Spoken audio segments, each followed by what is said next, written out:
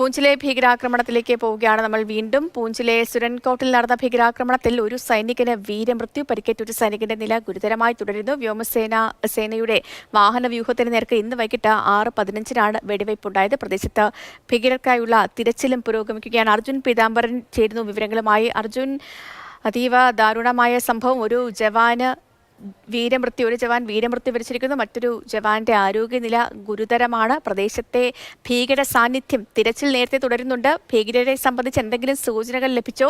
പ്രദേശത്ത് നിന്നുള്ള ഏറ്റവും പുതിയ വിവരങ്ങൾ എന്തൊക്കെയാണ്?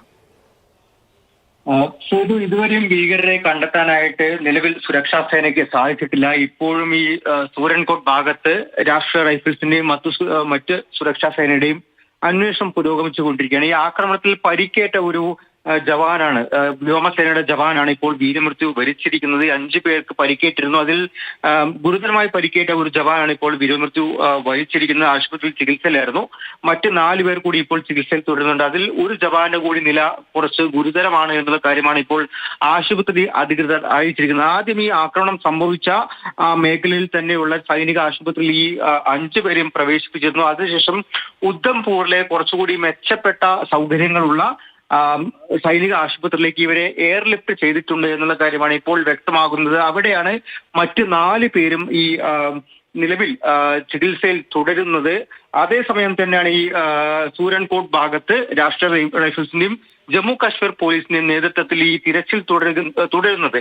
4-ലധികം ഭീകരർ ഈ പ്രദേശത്ത് ഇപ്പോഴും ഉണ്ട് എന്നുള്ള ഒരു വിവരമാണ് ഈ സുരക്ഷാ സേനയ്ക്കുള്ളത്. അതുമായി ബന്ധപ്പെട്ട അന്വേഷണം ഇപ്പോൾ പുരോഗമിച്ചിരിക്കുന്നു. ഈ പ്രദേശം മുഴുവൻ തന്നെ ഇപ്പോൾ സുരക്ഷാ സേനയുടെ വലയത്തിലാണ്, അവരുടെ ബന്ദോബസ്തിലാണ്. മറ്റ് ആളുകൾക്ക് ആർക്കും ഈ പ്രദേശത്തേക്ക് നിലവിൽ പ്രവേശനമില്ല. ഇന്ന് വൈകിട്ട് 6:15 ഇത്തരത്തിൽ ഒരു വ്യോമസേന വ്യൂഹത്തിനെതിരെ അതിൽ 2 ബസ്സുകൾക്ക് നേരെ ഭീകരരുടെ ആക്രമണം ഉണ്ടായത്. അതിന്റെ ബസ്സുകളിലെ മുൻ ജനൽ തുളച്ച് ഏകദേശം 12 റൗണ്ടിലധികം വെടിയുണ്ടകൾ അകത്തേക്ക് പ്രവേശിപ്പിച്ചു.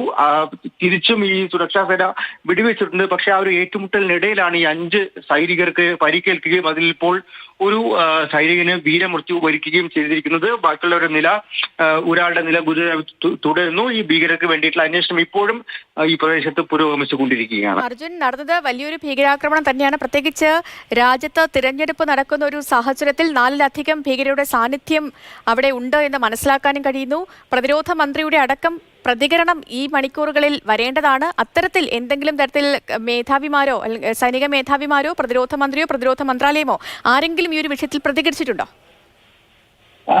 നിലവിൽ കേന്ദ്ര മന്ത്രാലയത്തിന്റെ ഭാഗത്തു നിന്നും ഈ ഭീകരാക്രമണവുമായി ബന്ധപ്പെട്ടൊരു ഔദ്യോഗിക വാർത്താക്കുറിപ്പോ മറ്റ് പ്രതികരണങ്ങളോ വന്നിട്ടില്ല. മറിച്ച് സുരക്ഷാ സേനയുടെ സൈന്യത്തിന്റെ ഭാഗത്ത് നിന്നാണ് ഒരു പ്രതികരണം വന്നിരിക്കുന്നത്. അത് ഇപ്പോഴും ഈ പ്രദേശത്ത് ഇത്തരത്തിലൊരു ഏറ്റുമുട്ടൽ സാഹചര്യം തുടരുന്നു. അതുമായി ബന്ധപ്പെട്ട ആളുകൾ സഹകരിക്കണമെന്നും ഈ സൂരൻകോട്ട് മേഖല മുഴുവനും ഇപ്പോൾ സുരക്ഷാ സേനയുടെ വലയത്തിൽ തന്നെ തുടരുന്നു എന്നുള്ള കാര്യമാണ് ഇപ്പോൾ സുരക്ഷാ സേന അറിയിച്ചിരിക്കുന്നത്. അതല്ലാതെ മറ്റ് കേന്ദ്രസേനയുടെ ഭാഗത്തു നിന്നും ഒരു ഔദ്യോഗികമായിട്ടുള്ളൊരു വാർത്താക്കുറിപ്പ് ഒന്നും തന്നെ വന്നിട്ടില്ല. മറിച്ച് ഇപ്പോഴും ഈ ഭീകരർക്ക് വേണ്ടിയിട്ടുള്ള തിരച്ചിൽ തുടരുന്നു എന്നുള്ള കാര്യം ജമ്മു കാശ്മീർ പോലീസും അതുപോലെ തന്നെ സുരക്ഷാ സേനയും ഔദ്യോഗികമായി തന്നെ അറിയിച്ചിട്ടുണ്ട്. തീർച്ചയായിട്ടും 2023 ഈ പൂഞ്ച് സെക്ടറിൽ തന്നെ വലിയ രീതിയിൽ സുരക്ഷാ സേനയ്ക്ക് നേരെ ആക്രമണം ഉണ്ടായിട്ടുണ്ട്. അതിൽ തന്നെ ഒരു ബോംബ് സ്ഫോടനത്തിൽ 5-ലധികം പ്രത്യേകിച്ചും സുരക്ഷാ സേനയുടെ ക്യാപ്റ്റൻ ഉൾപ്പെടെ 5 പേരുടെ